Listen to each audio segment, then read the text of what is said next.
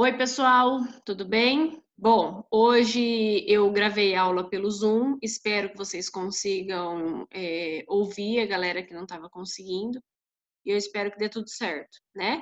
Então, hoje na hematologia, a gente vai conversar sobre hematopoiese ou hematopoese, formação das células do sangue.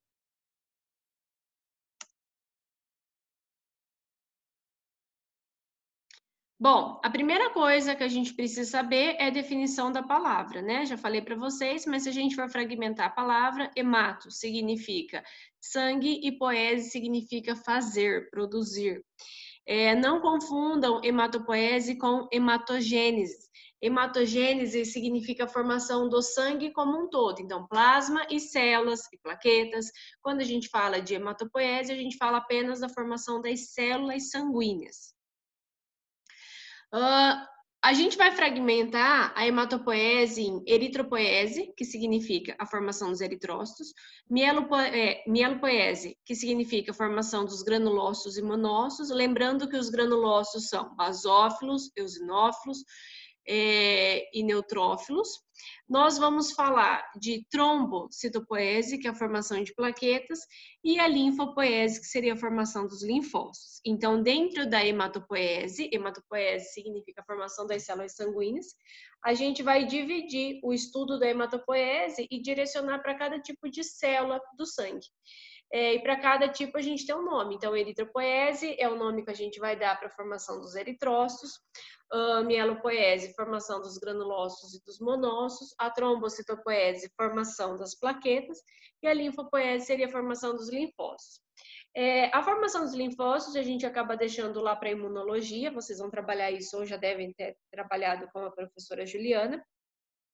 Por quê? Porque os linfócitos eles são produzidos na medula óssea, só que eles vão sofrer o processo de maturação a nível de timo, de linfonodo, por exemplo, então não entra dentro da hematologia. Mas o processo de formação de hemácias, leucócitos, somente a formação de linfócitos e formação de plaquetas, a gente vai estar trabalhando aqui. Quando a gente fala de hematopoese, a gente precisa compreender os termos proliferação, diferenciação, maturação e morte celular. O que seria cada um desses itens? O que indica cada um desses itens? Quando a gente fala de hematopoese, a gente fala de proliferação, de diferenciação, de maturação e até mesmo morte, não apenas a formação. Então, seria assim, ó, quando a gente fala de proliferação celular, eu digo que na hematopoese eu estou fazendo células, as células elas estão proliferando, e essa proliferação mantém constante o número de células que eu preciso no sangue. Então, a proliferação celular, ela é estudada dentro da hematopoese, porque ela vai garantir o número correto de células no sangue periférico. Diferenciação celular. O que seria diferenciação celular? A diferenciação é assim, na medula óssea, que é o local onde a gente vai produzir células sanguíneas em um adulto, a gente tem muita célula-tronco, por exemplo. E essa célula-tronco, ela vai se diferenciando e se especializando em uma determinada linhagem. Todas as nossas células sanguíneas, elas vão ser formadas de uma única célula-tronco, uma célula-tronco indiferenciada. E essa célula, ao andar ali da carruagem, ela vai adquirindo características específicas, e essas características específicas vão sendo especializadas em uma certa linhagem. Por exemplo, eu vou diferenciando essa célula-tronco, vou mudando as características até a formação de uma hemácia, eu vou mudando e vou diferenciando essa célula-tronco até ela adquirir uma característica de um neutrófilo, por exemplo. Então, geralmente, quando a gente fala em diferenciação celular, eu falo em linhagens diferentes. Nós já sabemos, nós já estudamos que o sangue possui diferentes linhagens celulares, seja de célula vermelha, seja leucócito. Dentro dos leucócitos eu tenho mais linhagens específicas também, né? Os neutrófilos, os monócitos, os linfócitos, assim por diante. Então, isso seria o processo de diferenciação. Você diferenciar uma célula-tronco em uma determinada linhagem de células do sangue. Maturação. O que seria o processo de maturação? Maturação seria uma célula que ela é uma precursora, uma célula jovem, e essa célula ela vai maturando, vai adquirindo características até ser transformada em uma célula adulta. Então, quando a gente fala em maturação de células do sangue, a gente pode citar, por exemplo, célula vermelha, que a gente já viu um pouquinho.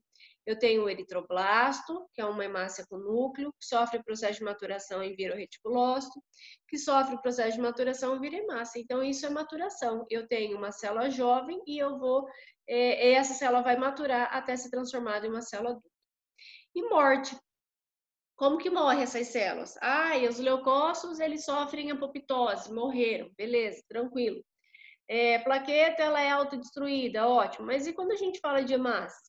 A morte das células vermelhas, das hemácias, gera uma tal de bilirrubina, que é um pigmento amarelo que a gente consegue dosar em laboratório. Então, a gente também tem que estudar isso. Então, quando eu falo em hematopoese, eu estou falando em proliferação celular, diferenciação celular, maturação celular e até mesmo o estudo da morte dessas células. Essa hematopoese, ela vai ter fases, tá? Então, nesse primeiro momento, a gente não vai estudar a eritropoese, leucopoese, trombocitopoese de início. A gente vai estudar uma introdução à formação das células do sangue. E agora a gente vai falar sobre as fases de formação de células do sangue, o local onde que ocorre, o tempo, né? Será que quando eu sou adulto e quando eu sou recém-nascido, por exemplo, o local é diferente e o tempo em que esses locais eles acabam produzindo essas células também influencia em alguma coisa? E é isso que a gente vai trabalhar agora. Então, quando a gente fala em hematopoese, falando dessa introdução, a gente vai trabalhar com 3 fases da hematopoese. A primeira fase é a fase embrionária, ou também chamada de fase mesoblástica. O nome é o mesmo, você pode usar embrionária ou você pode usar mesoblástica. E onde que ocorre isso? No saco vitelínico lá do embrião. Acredito que vocês já estudaram embriologia, lembram? Vocês vão lembrar do saco vitelínico, né? Então, vai ser nessa região que a gente vai formar as células do sangue. E isso vai durar, isso tem um tempo de duração. Isso vai do primeiro mês de vida até aproximadamente o segundo mês de vida. Bom, depois da fase embrionária ou fase mesoblástica, a gente vai passar para uma segunda fase, que é a fase hepatoesplênica. A fase hepatoesplênica, como o nome já diz, os órgãos responsáveis pela produção é o fígado e o baço. E essa produção, o fígado e o baço, eles vão produzir células do sangue entre o segundo mês aproximadamente até o 7º mês de vida, podendo se estender até a segunda semana após o nascimento, mas o pico de produção do fígado e do baço é do segundo mês até o 7º mês de vida. Por quê? Porque aí vem a fase medular. A medula óssea vai sendo formada, né? A cavidade medular vai sendo formada, e a medula óssea assume a produção de células do sangue, e isso vai do 5º mês de gestação, aproximadamente, até o final das nossas vidas. Bom, aqui é só uma parte introdutória, agora a gente vai trabalhar um pouquinho mais a fundo cada uma dessas fases. Então, a primeira fase é a fase embrionária, ou fase mesoblástica. Essa fase, ela vai do primeiro mês, então ela inicia aproximadamente no 15º dia de formação do embrião.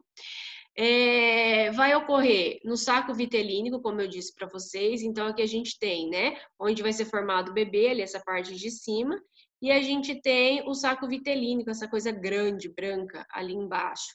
Dá para ver ali, vocês encontraram na figura, saco vitelínico. É ali que vai ser formada as primeiras células sanguíneas do humano. Então, como que acontece isso?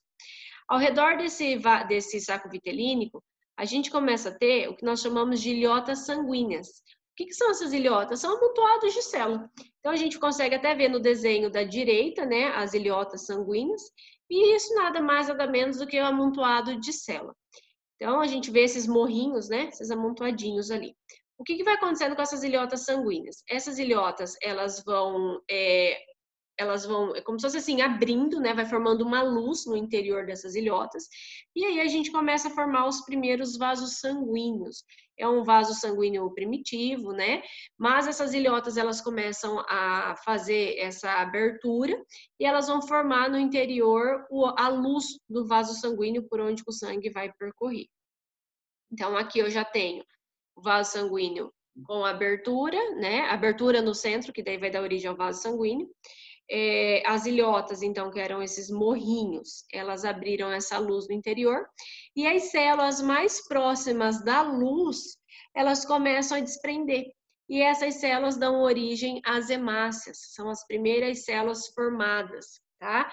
Então, eu tenho aqui a primeira linhagem celular formada, que é a linhagem eritróide. Só que essas hemácias são hemácias com núcleo, por isso nós chamamos de eritroblastos, são eritroblastos primitivos, não dependem de eritropoetina para serem formados, simplesmente é a camada mais interna desses vasos que vai desprendendo. E essas hemácias, elas transportam oxigênio, tá? Mas elas são bem primitivas porque elas possuem núcleo. Dentro dessas hemácias, a gente tem hemoglobina, e a hemoglobina, ela é composta por cadeia zeta e por cadeia epsilon. Lembra que a gente estudou a formação da hemoglobina? E na formação da hemoglobina, a gente falava de cadeia alfa e beta, por exemplo. Agora, aqui eu tenho uma hemoglobina primitiva e uma hemácia primitiva, e a cadeia, ela é composta por... a hemoglobina é composta por cadeia zeta e por cadeia epsilon, tá? Então, essa seria a fase embrionária ou fase mesoblástica. Fase hepatoesplênica. A partir do segundo mês de gestação, a gente já tem a formação ali de algumas estruturas, de alguns órgãos, já inicia, né, a formação desses órgãos, e aí eu tenho o fígado e o baço assumindo a produção dessas células sanguíneas. Isso vai basicamente do segundo mês de vida até basicamente o sétimo mês de vida, que seria o pico onde o baço e o fígado eles produzem grande quantidade de células sanguíneas. Só que o baço e o fígado eles podem continuar produzindo células sanguíneas até a segunda semana depois que a criança nasce, depois que a criança sai da barriga da mãe. O que é muito importante a gente lembrar aqui? A gente já tinha a formação de hemácias, né, lá pelas ilhotas sanguíneas. Só que quando o baço e o fígado eles assumem a produção de células, o sangue, eles também conseguem formar, além das hemácias, eles conseguem formar plaquetas e leucócitos. Então aqui a gente já aumenta a produção de células sanguíneas. Até então era só aquelas hemácias primitivas, né? Agora aqui eles vão formar já a hemácia anucleada, eles já vão formar plaqueta e também vão formar leucócitos. Nesse período, é muito importante a gente também lembrar, a gente também saber que essas hemácias, elas começam a mudar o tipo de hemoglobina que tem no interior. Então, a gente estava falando até agora de hemoglobinas primitivas, e agora eu já tenho o surgimento de uma hemoglobina que eu chamo de hemoglobina fetal. O que diferencia aquela hemoglobina primitiva que tinha a cadeia zeta e a cadeia epsilon dessa hemoglobina fetal? O tipo de cadeia. A hemoglobina fetal vai ter agora 2 cadeias alfas e 2 cadeias gamas. Então, muda o tipo de hemoglobina da fase embrionária para a fase hepatoesplênica.